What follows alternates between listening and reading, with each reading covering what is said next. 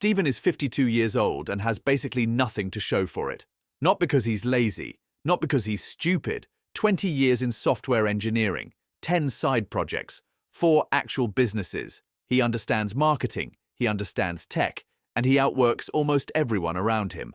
But every time he's made real money, something has happened within the same year that wiped it out. Not bad luck in the random sense. It looks more like self-sabotage. A business collapsing right as it gained traction.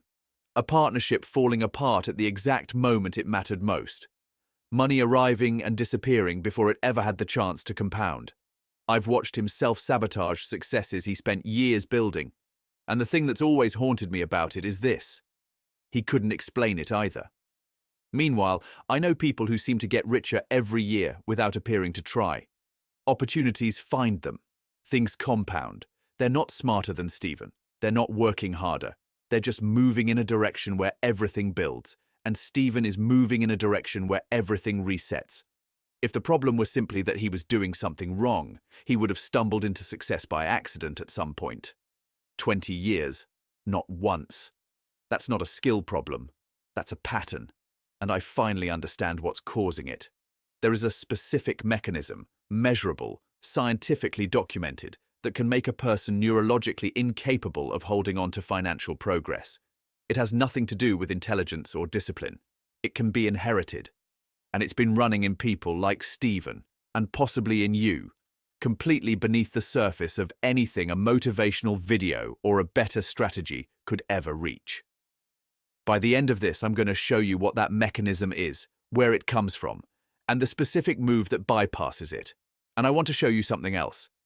A model. A small number of people are using right now that gives this part of your brain almost nothing to fight against. No pitching. No high-friction execution that activates exactly what we're about to talk about. We'll get there. First, what's actually running? In 2013, researchers at Emory University ran an experiment on mice. They took a male mouse and wafted a specific scent into his cage, something close to cherry blossoms, and every time the smell arrived, they shocked him. 10 days of this. The mouse learned. Cherry blossom meant pain. That association was locked in at a neurological level. Then they let him breed, raised the offspring completely separately. No shocks, no training, no contact with the father after birth. When the researchers introduced cherry blossom scent to the pups for the first time, the mice flinched, hard, reacting at concentrations far lower than their fathers needed to even detect. Their brains had physically changed, more neurons devoted to catching that specific scent, more brain space allocated to processing it. The fear had arrived before the experience did. The grandsons showed the same response. These mice had never been shocked once in their lives. Their nervous systems were running a threat response inherited from a father they'd never met. The body doesn't know the danger is over. It just knows the signal. And that signal means danger. In 2016, Dr. Rachel Yehuda at Mount Sinai published findings from Holocaust survivors and their adult children. Both groups showed altered methylation on the same stress gene, FKBP5. The children had different stress hormone profiles, different nervous systems, running a threat response from a war they were never in. 2 studies. Different species. Same conclusion. Your ancestors' worst experiences may still be active in your body right now, not as a memory, as a setting. Now apply that to money. If your family survived a depression, a recession, a generation of genuine financial scarcity, your nervous system may have been calibrated before you were born to treat financial risk as a survival threat, not financial loss. Risk, the attempt itself, which means every time you get close to something real, something underneath fires a warning. Pull back. This is dangerous. Stay where it's safe. That's not weakness. That's not laziness. That's inherited trauma running silently. Making sure you stay as financially cautious as the people who almost didn't survive. And here's what that means for the Stephen in your life, or the Stephen in you. It doesn't matter how good your strategy is, if your nervous system is treating execution as a threat. You'll find a reason it won't work. You'll hesitate at the exact moment movement is required. You'll self-sabotage things that were going well, not out of stupidity, but because some part of your biology decided that success meant exposure, and exposure meant danger. This is why the playing field is genuinely not level, and why the advice to just work harder is not only useless, It's working from the wrong model entirely. But here's where it stops being a diagnosis and starts being something you can actually use. There's a specific psychological move that short-circuits the inherited program. I'm going to call it the Machiavellian bypass, not because it turns you into someone ruthless, but because it operates on a frequency the fear response can't intercept. It doesn't negotiate with the inherited program. It doesn't wait for it to heal. It strips the pursuit down to something so clean that the threat response has nothing to grab onto. I want this. I can have this. I just need to figure out what to do to get it. 3 steps. No permission. No self-assessment. No checking whether you deserve it. We're going to go through exactly why that works, what it looks like in practice, and why this specific moment, with the tools that exist right now, is the window where applying it produces results faster than any other point in the last decade. Fix this one thing, and everything you've already tried looks completely different.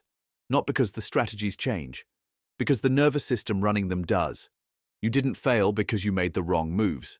You failed because your nervous system was running a program that made the right moves feel like danger. And that program wasn't written by you. Let me explain what epigenetic inheritance actually means in plain language, because the word sounds clinical and what it describes is anything but. Your DNA is not a fixed instruction manual. It's more like a document with settings. The same genes can be expressed loudly or quietly depending on how those settings are configured. What epigenetics discovered, and what shook the scientific community when it was first properly documented, is that those settings can be changed by experience and then passed to offspring, not over thousands of years of evolution, within a single generation, sometimes 2 or 3. The Emory cherry blossom study showed this working at the neurological level. A father learns that a specific scent means pain. His sons are born already wired to react to that scent. Their brains physically allocated more resources to detecting it. The threat response was inherited not as a belief, not as a story passed down at the dinner table, but as an actual structural change in how the nervous system was built. Now here's where it gets uncomfortable. Money, in the context of your family's history, may have been the cherry blossom. If your grandparents lived through the Great Depression, if your parents navigated a recession that wiped out what little they had built, if your family came from a culture or a country where financial ambition got people hurt, your nervous system may have been calibrated before you drew your first breath to treat the pursuit of wealth as something that ends badly, not as a lesson you were taught, as a physical setting in how your threat response fires. Dr. Yehuda's research at Mount Sinai made this concrete in human beings.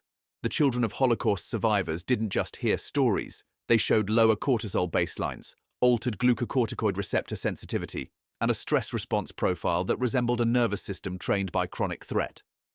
They were running the physiological aftermath of an experience they never had. The trauma had been metabolized into biology and passed forward. Here's what that does to someone like Stephen. Every time he builds something real, his nervous system doesn't register progress. It registers exposure. Things are going well, which means there is more to lose. The visibility of success triggers the same ancient alarm that kept his ancestors cautious in environments where standing out, having resources, or attracting attention could be genuinely dangerous. So the program fires. Slow down. Find a reason this won't work. Protect what you have. Stay small. He does it without knowing he's doing it. And he reads it as judgment, as a realistic assessment of the risks, as wisdom even. Because that's how deeply embedded it is. The fear doesn't announce itself as fear. It shows up dressed as reason. This is what nobody in the wealth-building space will say, because it doesn't fit the framework that gets sold. The framework requires that the gap between you and the people succeeding is effort or knowledge or strategy, because those are things a course can fix.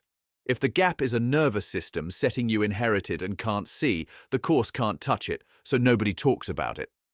Here's the caveat, and it matters. Not every person who struggles financially has inherited trauma around money. Some people are making strategic errors. Some people are in genuinely bad circumstances. Some people are dealing with inherited scarcity programming and bad strategy simultaneously, which is its own kind of brutal. The mechanism we're talking about is not a universal explanation for every financial outcome, but it is a real, measurable, largely ignored reason why some people, specifically people like Stephen, seem to be fighting a version of the game that everyone else is not playing. The question is what you do about it when it's yours. I want to come back to something in a minute. There's a specific type of income model I've been paying attention to, where the usual friction points, the ones that tend to activate exactly what we've been talking about, are almost entirely removed. The execution is handled, the infrastructure exists, and your job is closer to approving and directing than building and pitching. We'll get to it. First, let's talk about why the playing field isn't what anyone is telling you it is. Here's something the self-improvement industry is structurally unable to say. The advice that works for some people doesn't work for others, not because some people aren't trying hard enough, but because they are not starting from the same place. You've seen the fitness influencer post every day about discipline, about showing up, about how the people in the gym not making progress just need to want it more. And somewhere underneath the irritation you feel watching that content is a quieter thought. He's not wrong that he works hard. But it's easy for him. He wakes up, he trains, he eats, he sleeps, and he does it again. He has no job, no dependents, no decade of financial stress running in his nervous system. Of course, effort feels natural and rewarding. He is not fighting his own biology. Now apply that exact dynamic to money. The 20-year-old making 7 figures in his first year of dropshipping is not smarter than you. He is not more disciplined. His nervous system simply does not flag financial risk as existential. When he sees an opportunity, there is no committee meeting in his head about whether it's safe to proceed. He just proceeds. The window opens. He walks through it. He doesn't need to manage himself in order to act. That gap is not effort. It is not strategy. It is starting conditions. Think about what it actually costs to take financial risk when your nervous system is calibrated to treat risk as danger. Every attempt starts with a hidden tax. Before you even begin executing, some part of your biology is already running scenarios about what happens when it goes wrong. And I want to be specific about what that actually looks like in practice, because it doesn't feel like fear. It feels like reasonableness. It's the voice that says maybe not yet, I should learn a bit more first. It's the instinct to research one more thing before committing. It's the subtle drag on decision-making that turns a 2-week launch into a 4-month one, by which point the window has closed and you chalk it up to bad timing. It's the way you can feel genuinely confident in a plan right up to the moment you have to actually execute the step that puts something at risk. And then suddenly the plan seems less solid than it did yesterday. None of this feels like self-sabotage in the moment. It feels like due diligence. It feels like being careful. It feels sometimes like wisdom. But if you run that pattern for 20 years across 10 different attempts and the same result keeps appearing, it's not the plans that are failing. It's the operating system running underneath them. Now here's the part that the self-help industry actively needs you not to hear. Because if the gap is systemic and inherited, then the solution is not more motivation. It's not another course on the right mindset. It's not journaling about your limiting beliefs. Those tools have a ceiling, and the ceiling is exactly as high as the inherited program allows. You can optimize on top of a broken foundation, but you can't hustle your way through it. The people who are winning right now, financially, in the ways Dave wants to win, are not heroically disciplined versions of you. Many of them are just running a nervous system that doesn't create the same internal drag. That's not inspiration. That's the actual terrain you're navigating. Which means the relevant question is not how to want it more. It is how to work with the system that's already running, or around it, in a way that produces actual evidence quickly enough to change the setting. And that's where the Machiavellian bypass comes in. Let's be clear about what therapy and shadow work can do. They work. For the right person, in the right circumstances, with the right practitioner, working directly on the inherited programming can produce genuine and lasting change. I'm not dismissing that. But here's the problem with leading with it. Healing inherited trauma is a years-long process. It requires a nervous system stable enough to hold the discomfort of the work. It requires resources, time, and often a baseline level of financial security that creates the safety to go inward. Many of the people who most need to work on this stuff are also the people with the least capacity to sit with that process right now because they're still in the middle of the financial pressure that's creating the urgency in the first place. So you need a bypass, not a cure. A bypass. The Machiavellian principle, and I'm using Machiavelli here as a lens, not a personality prescription, is essentially this. Power Opportunity and results are not distributed by fairness or merit. They accrue to the people who decide to take them and act accordingly. Machiavelli wasn't describing how things should be. He was describing how they are. And the people who operate from that description clearly without apology tend to move differently from the people who are still arguing with it. Applied to inherited financial programming, the bypass works like this. The inherited threat response thrives on complexity and ambiguity. It feeds on the questions that have no clean answer.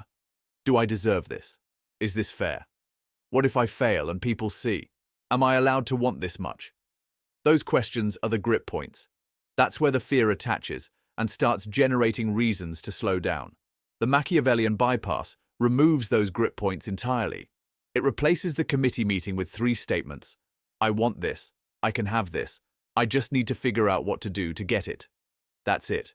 No moral assessment. No check on whether the timing is right or whether you're ready. No comparison to whether other people deserve it more or have worked harder. Just, I want it. It's available. What's the next move? The reason this works neurologically is not that it eliminates the fear. The fear may still fire. But it's looking for something to attach to, and the Machiavellian frame gives it nothing. There's no ambiguity about whether you're allowed. There's no open question about whether you've earned it. The decision is made. The only remaining question is execution. And here's the thing about execution. It generates evidence. The fastest way to update an inherited belief that wealth is dangerous is to make money and survive it. Not once in a fantasy. Actually, in your account.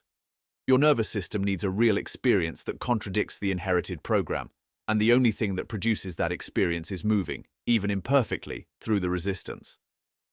The Machiavellian mindset is not a long-term personality. I want to be clear about that. Ruthlessness as a permanent operating mode has its own costs. But as a temporary state, as a way of getting from zero to the first real evidence that the inherited threat was wrong, it is probably the most effective tool available, because it does the one thing that all the mindset work and all the journaling can never quite do. It acts. Stephen started doing this, actually, about 8 months ago. He picked one thing, the smallest viable version of a thing he'd been circling for 2 years, committed to the Machiavellian frame explicitly, meaning he stopped asking whether it was a good idea and started asking only what the next move was. He's not where he wants to be. But he made $2,000 in the first 6 weeks, which is the first time in 20 years he completed a financial attempt without finding a reason to abandon it first. $2,000 is not life-changing money, but the experience of completing the attempt is. That's what the bypass is for. Stephen is still figuring this out. I want to be honest about that. He's not on the other side of this. He's in the middle of it. And the middle looks less like transformation and more like stubbornness, showing up the next day and the day after. Not because the inherited program has quieted, but because he's stopped giving it a vote. That's the actual shape of this thing. It's not a breakthrough moment where the fear dissolves and everything becomes clear. It's the accumulation of small acts of Machiavellian clarity, of I want this, I can have this. What's the next move? Repeated often enough that the evidence starts to pile up on the other side of the ledger. Your nervous system is not going to update its threat assessment on faith. It updates on evidence. The evidence only comes from moving. Now, here's the practical piece I mentioned at the start. The model I've been paying most attention to for people who are specifically fighting this kind of internal drag is AI-driven digital assets. Faceless influencer portfolios that remove almost every step where the inherited threat response normally fires. No cold pitching. No personal brand on the line. No showing up and performing. The infrastructure runs, you direct it, and your nervous system barely registers it as the thing it's afraid of because it doesn't look like the thing that failed before. I've put a link in the description if you want to look at it. It's $27. Worth deciding for yourself. But here's what I actually want you to take from this video. Not the science, though the science is real and worth sitting with. Not the Machiavellian framework as a personality you should adopt. Just this. If you have been trying the right things and getting the same results for longer than makes sense, the problem is probably not the things. The problem is probably the operating system running underneath them. And that operating system was not written by you. It was inherited from people who were surviving a world that no longer exists. You are allowed to update it. Not by healing it first, not by earning the right to a different setting, but by moving anyway, gathering evidence that contradicts the inherited belief and letting the nervous system update the way it was always designed to, through direct experience of what's actually true. The people winning right now are not running harder, they're running a different program. Stephen doesn't have a Lamborghini. He has $2,000 and a completed attempt.